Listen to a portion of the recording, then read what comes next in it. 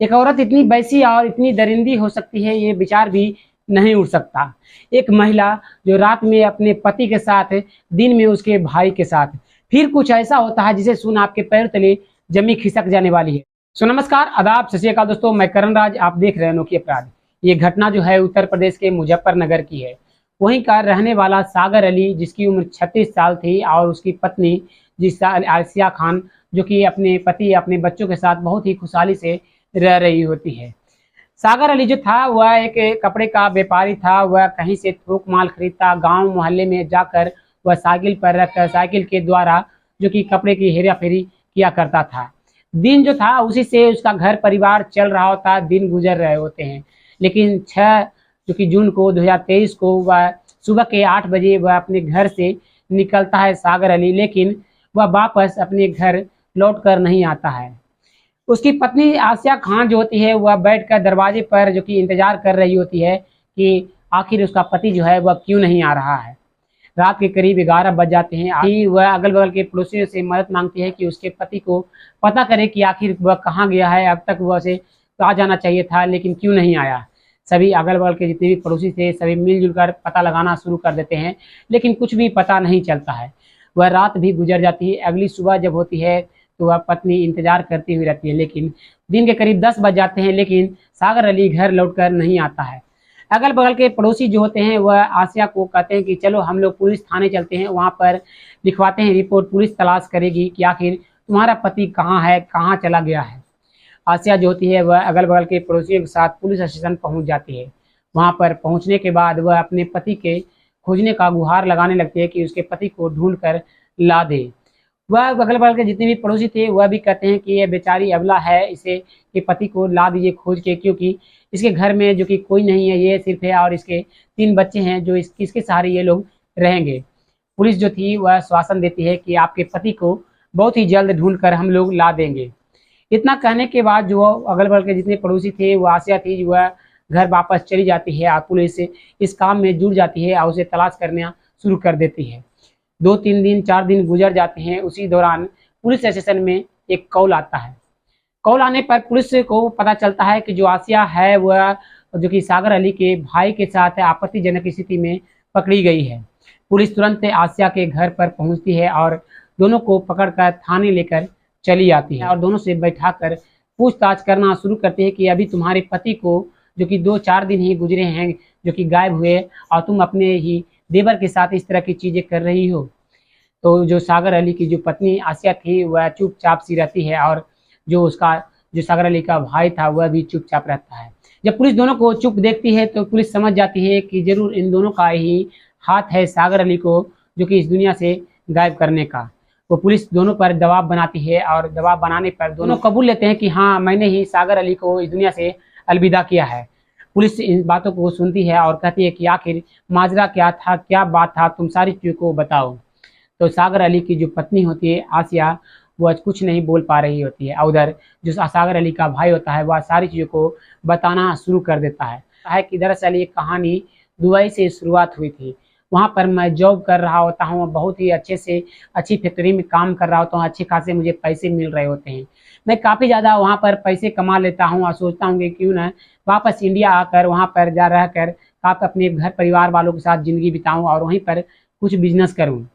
यह सोचकर मैं वापस अपने घर आता हूँ और घर आने पर मुझे पता चलता है कि जो मेरे पिता हैं वह दोनों का बंटवारा कर चुके हैं, और वह जो मेरा घर है जो बगल वाले गांव में पड़ा हुआ है, और कुछ दूरी पर करीब 4 से 5 किलोमीटर की दूरी पर जो दूसरा गांव है, उस गांव में मेरा भाई सौतेला जो है वह उस गांव में रह रहा है।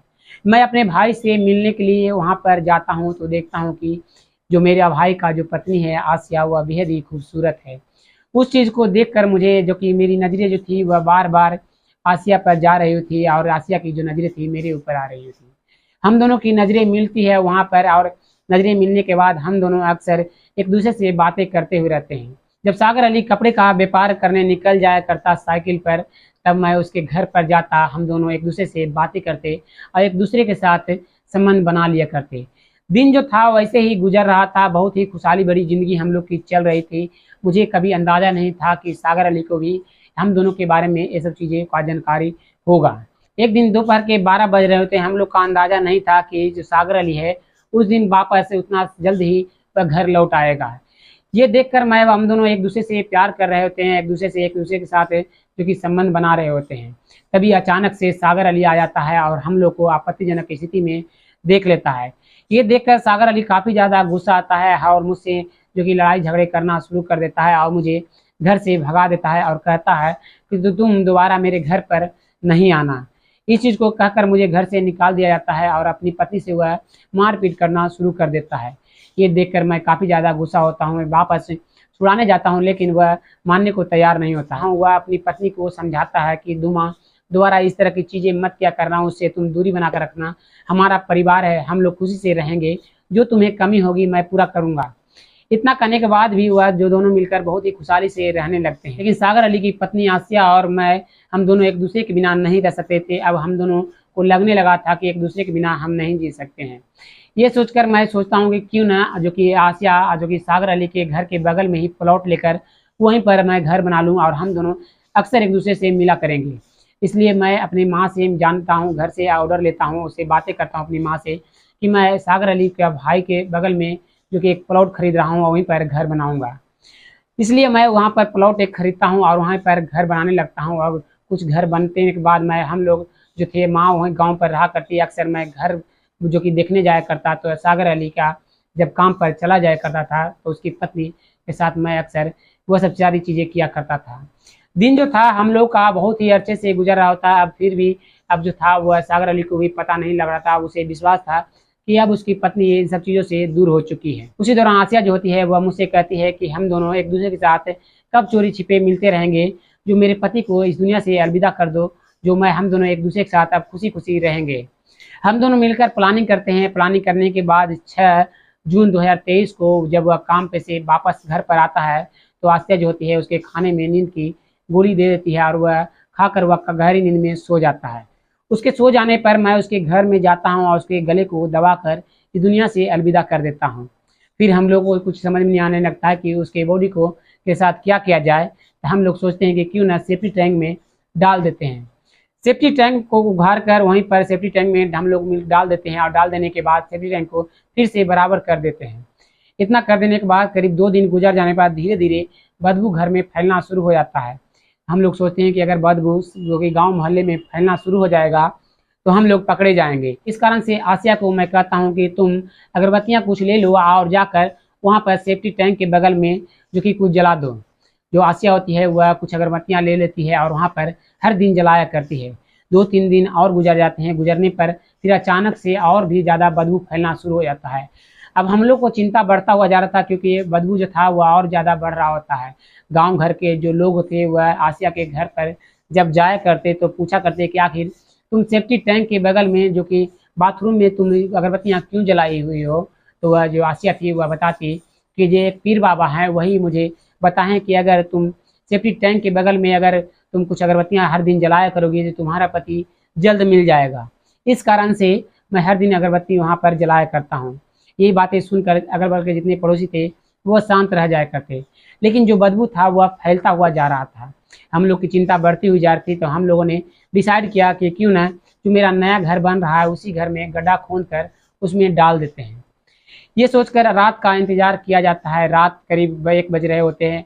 हम लोग सेफ्टी टैंक से वापस से उसके बॉडी को निकालते हैं। बॉडी को निकाल कर अपने नए घर में जाते हैं और वहाँ पर एक गड्ढा खोद कर उसमें डाल देते हैं। डाल देने के बाद उस पर मट्टी हम लोग डालकर हम लोग वहीं पर एक दूसरे से प्यार भरी बातें करने लगते हैं और हम लोग की बातों में एक दूसरे के साथ संबंध बना रहे होते हैं। तभी जो कि अगल बगल के जो पड़ोसी थे वह गंध फैलने की वजह से, बदबू फैलने की वजह से वह उस नए घर में पहुँचते हैं कि आखिर माजरा क्या बात है, इस कारण से बदबू फैल रहा है।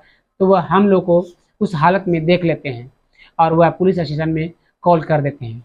पुलिस जब इन सब बातों को सुनती है तो तुरंत उन दोनों को जो कि रिमांड में लेती है और कोर्ट में पेश करती है।